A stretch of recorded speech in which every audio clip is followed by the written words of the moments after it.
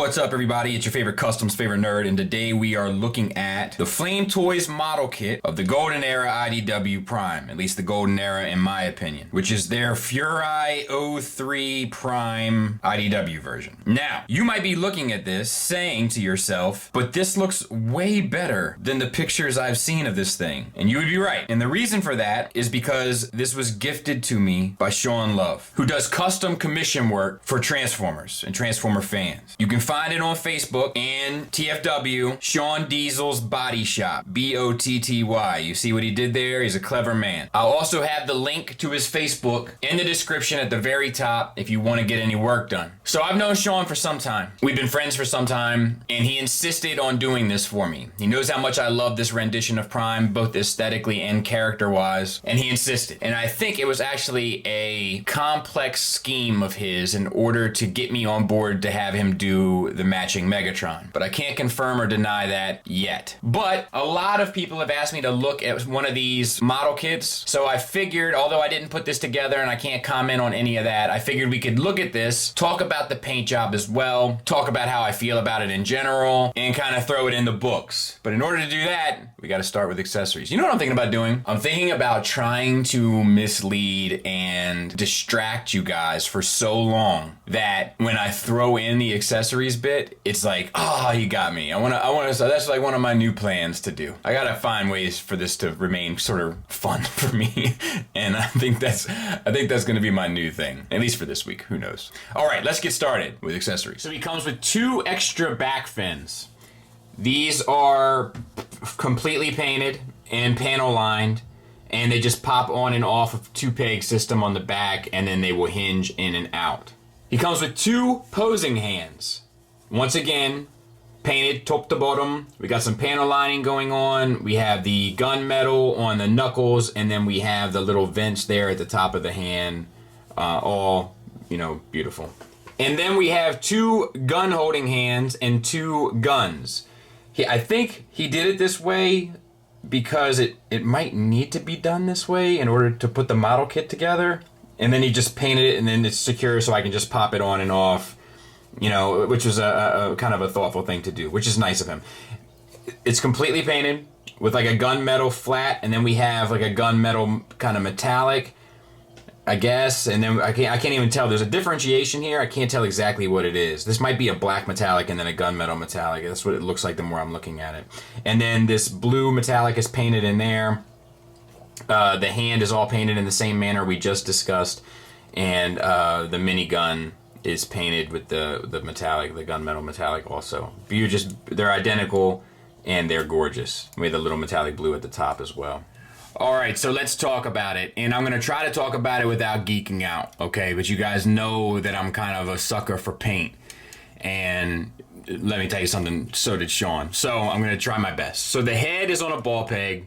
It's a long peg from the neck into the head. This is one of, I got to talk about the model kit element too, right? Because I'm not the model kit guy. I have a few of the Bondi ones for Star Wars stuff, but overall, I'm not the model kit guy. I think they're cool. I think they're a nice cheap offering to be fair. And I also think that there's like something therapeutic about putting them together that I totally get. But when they're all said and done, they tend to not be for me. That being said, I'm still going to be objective about this, or try my best anyway. So this is one of those things that I often have problems with model kits. In order to get the articulation, they're not super engineered. Like a regular figure would have some sort of sleeve to cover this gap here, but it's there. But the range is good. So up to there, down to there, the swivel, confused dog look, all good. Now the paint is beautiful, and I'm going to try to zoom in and give it a little extra love. So, I mean, it's just fantastic. The silver, the metallic blue for the eyes, and then the type of blue that he used for the head that's like almost a metallic, but it's like, I guess it is a metallic, but like it's almost like the flakes are tighter, than what we normally see. So it looks gorgeous. And then, the panel lining and everything else. Fantastic. All right, moving down. Let's talk about the torso. So it feels like a double ball peg for me from the abdomen into the chest, and then a single from the pelvis into the abdomen. We have Range wise, you can get over a fair bit, you can get back a fair bit, over to the side, swivel, etc. The swivel is limited, but I think it'll give you all that you need. Like when we talked about, what was that Fans Toys figure? The Maverick, right? Like that's a limited waist swivel as well on Maverick, but it was limited and it felt limited. This is limited, but it's still, this feels like just enough. Like you don't necessarily need any more, but you certainly wouldn't want any less. All right. Paint wise, we have this red that's throughout. It's beautiful. We have some panel lining. We have the light blue here. We have the silver, like the gunmetal that he did. Everything, like everything is painted. Everything. We have the orange up here. We have the silver in there, and then he applied the decal for the middle bit, and that looks like straight chrome to me. And then we have the white decals over here. Light blue. The windshield wipers. This piece does tend to fall off. That's not his fault, but that's a build thing. Windshield wipers are painted. Look at the paint on the chest. See, this is why I know this dude gets it, because it's like, this is an iconic thing, right? Like Optimus chest, Optimus head. Like those are the two iconic elements of that character. Like the face shield, the ears, and the chest. And probably the gun would be my number 3.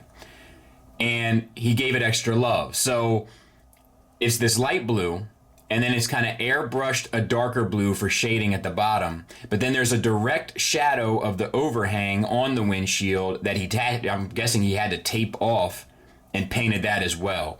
That is amazing, and it really makes the figure pop. And then we have the silver on the grill and so forth. On the back, we have the blue pieces. It's this one that's constantly popping off for me. It's already working itself out. So that's a bit of a bummer, but that's a Flames Toys, you know, like that's a Flames Toys issue. And then we had the panel lining and such, so all good. All right, shoulders. So we have this piece here, which is a ball peg that comes out. Does that not go? Oh, interesting. So they all just connected this ball peg inside of the chest. So the range is a little limited. I don't know why I thought there was an additional hinge at the shoulder, but there doesn't appear to be. So, little limited. Cool though, you do get this extra swivel here. I wonder why they didn't do that. Or maybe they did and it's just kind of stuck. No, it doesn't feel stuck. That feels like I'm gonna break it. But look what came off again. So that's an issue. Let me try to get that back on there. Alrighty, so that's a bit of a bummer in terms of, like, because they could have engineered something to go up in there. I don't see why they didn't. All right, see you later. Bye. I don't know why they didn't. I don't have a good. It seems strange to me. It doesn't seem like it would take that much extra, and it almost seems like. Do you see that? That's what I keep looking at. That's what keeps throwing me off. It seems like it should have the joint there. All right, whatever. So we have silver paint here. We have panel lining here, silver paint up there. Bicep swivel, double jointed elbow. Look at that elbow joint, nice and rounded. Looks good and painted and panel lined. Beautiful work, Mac. And then we have the arm shield. So obviously all like intricate paint work in terms of taping it off, the panel lining, the little silver, like don't think I don't see these little details. The little silver piece that would slide back and forth in that groove. And then on the back side of it, everything is panel lined. Beautiful. Panel line, red paint, silver paint. We have the wrists, which are on a ball peg here, and then obviously a swivel where you can swap the hands out. We've already talked about the detailings for the hands. All right. So the hips. Also something else that's a little limiting. We do have these hip covers. They do rotate, but they seem to rotate more so down than they do up, and what you need to do is get them up and not down. So that's a weird thing. And then on the back, do these move? No. So as a result, the articulation is a little limited, but I think that's enough, honestly. Like, I think that'll do. The hips are universals, which is nice to see, and I feel like it's rare to see on a model kit. But hips are universals. They get you out to there, and then forward and back, it's very limited. It doesn't quite, like, all this stuff here, sculpt-wise, doesn't quite get out of the way. And it has been a hindrance, like when I've been messing with them. And I've been messing with this guy a lot. All right, Thigh swivel is built around the universal and is done beautifully. Paint wise, we have the gunmetal and the silver, the gunmetal down at the joint, and then panel lining and maybe some light washing in there. We have a single hinge knee, but it's beautifully executed, gets you a great range, and looks fantastic. See, the key isn't like whether it's single hinge or double hinge for knees or elbows. The key is range and aesthetics. So if you can get a greater aesthetic with a beautiful range with a single joint, then do it, you know? Like, it's not about how many pieces are at work, it's about what it does. All right, then we have the lower leg. This blue, once again, looks beautiful. We have the metallic blue sitting inside, and then the black. We have the silver, the gunmetal, all of it looks wonderful, and then we have all of the panel lining, and then we have the wheels in the back. I think these are just plastic here, but he painted the silver inside, it looks like to me. All right, ankles. We have an ankle tilt up, we have an ankle tilt down, limited, albeit, and a rocker that's also a bit limited. But beautiful looking anyway. And then there it is from the back. You know, looks good because it doesn't have to transform. So yeah, that's this guy. I'll give you a couple size comparisons. So there he is with Magic Square Prime and Red Alert. So he's smaller than a Masterpiece car figure. And this isn't so much to show you scale in terms of working them into your collection. This is more so to show you scale just in terms of what size is this figure that you'd be buying. And there he is with some kind of 1/12 scale figures from some of your favorite companies and lines. So he's kind of much more in that Japanese 1/12 scale pocket, but will fit in okay with your American stuff as well, in my opinion. You know, look, before we get into final thoughts, I think I need to get to the bottom of this. Now, this dude lives in Texas, so I'm not sure if it's going to be a good time for him. Call Shaun Love. Calling Shaun Love.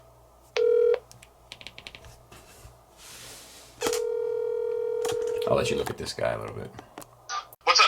You got a quick second? Yeah, go ahead. I got a theory, and I need you to confirm or deny it. Okay. Did you do this Optimus for me as a gift because you knew I would have to pay you for the Megatron later?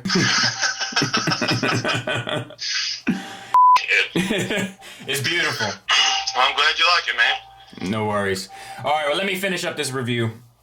Okay. All right, buddy. All right, bye. Later.